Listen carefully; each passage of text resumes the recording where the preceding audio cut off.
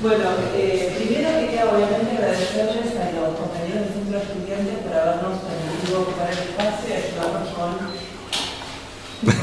A Laura, gracias. Con la presentación de la guía. Queríamos realmente agradecer a Mauro Cabral, que para todos nosotros es un referente,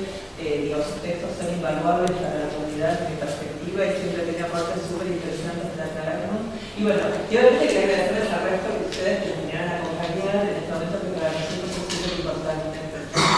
Bueno, me presento, yo me llamo Ilona Axel, hace mucho tiempo trabajo como activista, bueno, no trabajo, soy activista del CBTQ, activista no cubro, y sí, lo que sea, soy profesora, soy profesora en la facultad de, perdón, la carrera de letras en la Universidad de Buenos Aires, y bueno, nos conocimos con Ana, bueno, Ana yo ya la conocía, pero tuvimos como un encuentro, no sé, de descubrimiento, quizás un enamoramiento, con Ana, justamente en 2012, en enero de 2012, que fuimos invitados acá a una de las salas que la reunión de las anfitrionas y de argentinos. Nos fuimos a encontrar en el Bolsón, que fue un momento imagínense, enero Bolsón, festival por la diversidad sexual organizado por Puertas. Así que bueno, ahí nos encontramos con Ana, en la realidad estaba Juan, había muchos otros activistas que ya estábamos justamente militando la ley de igualdad de género. Muy pocos meses después salió la ley y a los pocos meses nos volvió a convocar a Ana para invitarnos a integrar este nuevo espacio que la Capicúa que estaba formando, que bueno, a mí me pareció súper interesante de entrada porque para mí era como me estaba invitando a participar en un espacio que justamente articula distintos jóvenes dentro del activismo, ¿no? Con trayectorias más largas, más cortas, y para mí eso, digamos, es súper estimulante porque además me da mucha tranquilidad pensar que esta lucha no solamente continúa, sino que se potencia en los nuevos debates y en las nuevas generaciones. Bueno, tuve la suerte de que una de las primeras tareas a las que nos convocaron fue empezar a reflexionar justamente sobre el armado del país. Alan y Tommy nos presentaron un primer trabajo muy interesante, digamos, con las ideas, con las propuestas que ellos querían, digamos, que empecemos a trabajar. Para mí, la verdad que ya sentarme a escucharlos a los chicos, ustedes me han escuchado, fue reconfigurar totalmente mi cabeza. La propuesta me parecía súper innovadora y súper importante además. Y también lo que me pasó leyendo el material fue que, bueno, justamente es un material que ya en su abigarramiento uno, digamos, tenía una potencia política y crítica y teórica muy fuerte, en la medida que justamente estaba producido por personas que no solamente, digamos, hablaban de su experiencia porque habían elegido justamente lo trans, sino que hablaban de su experiencia activista, de haber participado en los debates que permitieron el consenso que, digamos, organizó la ley o produjo el proyecto de ley que justamente se votó, haber difundido la ley y haber participado en lo que fue todo ese proceso de construcción, de empoderamiento y posibilidad de construir las condiciones legales para que la ley se votara. Entonces, digo, en ese sentido, en términos para mí teóricos, digamos, la fuerza política o digamos la perspectiva política que ofrece la guía es justamente un poco lo que los chicos estaban contando, que es que a diferencia de otros materiales con los que uno se encuentra, la guía ya estaba justamente presentando una historización de la ley de identidad de género en relación con otras leyes que se fueron produciendo en el país en relación con los presidentes LGBTQ y también en relación a cómo se han ido produciendo distintas normativas, distintas normativas que, digamos, de alguna manera iban, digamos, construyendo el acceso a distintos derechos a las personas trans a lo largo del mundo. Lo que me parece interesante de esta perspectiva en términos teóricos y críticos y políticos, digamos, tiene que ver justamente con que lo que permite focalizar esta perspectiva es, digamos, la construcción de la identidad, digamos, muy lejos del paradigma psiquiátrico en el cual parece que las personas tenemos disconformidades, ¿no? En la esencia de uno mismo, sin diálogo con nadie. Por el contrario, justamente permiten pensar la construcción trans en los contextos políticos específicos, no en contextos políticos porque están pensados en relación a cómo se fueron produciendo tanto los debates políticos como las discusiones en relación con la ley, ¿no?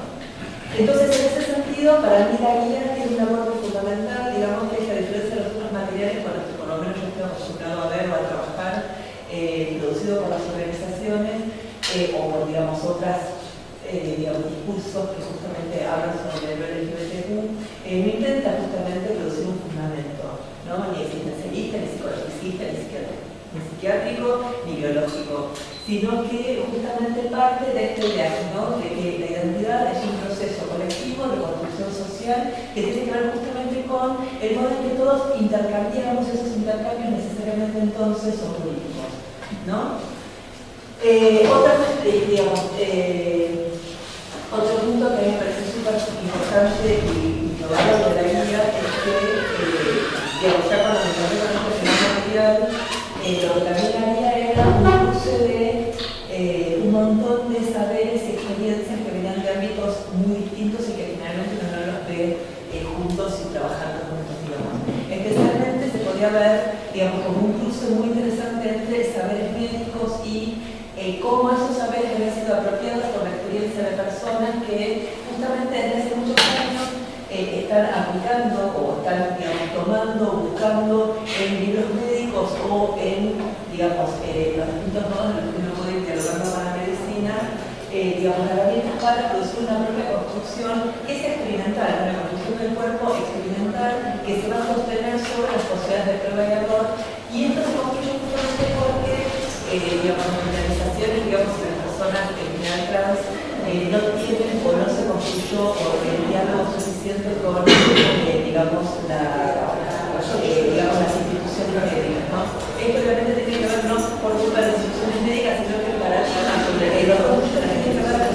con, digamos, empezar a anunciar y a visibilizar estrategias que se van usando históricamente para modificar la propia experiencia física sin pasar justamente por tratamientos médicos, ¿no?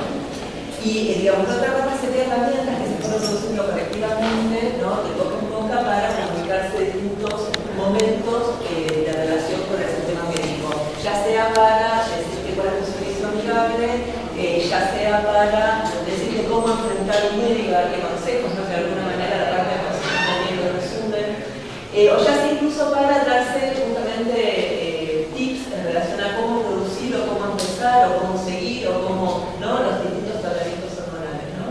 Entonces, en este sentido, para nosotros es importante la guía porque justamente intenta recopilar, revalorizar y consensuar esos saberes que efectivamente están en la comunidad y que se construyeron a base de prueba y error, justamente por esta situación en la cual institucionalmente, digamos, no se puede acudir o no se puede acudir cómodamente al servicio médico en la medida en la que justamente las personas trans, a diferencia de todo el resto de los ciudadanos,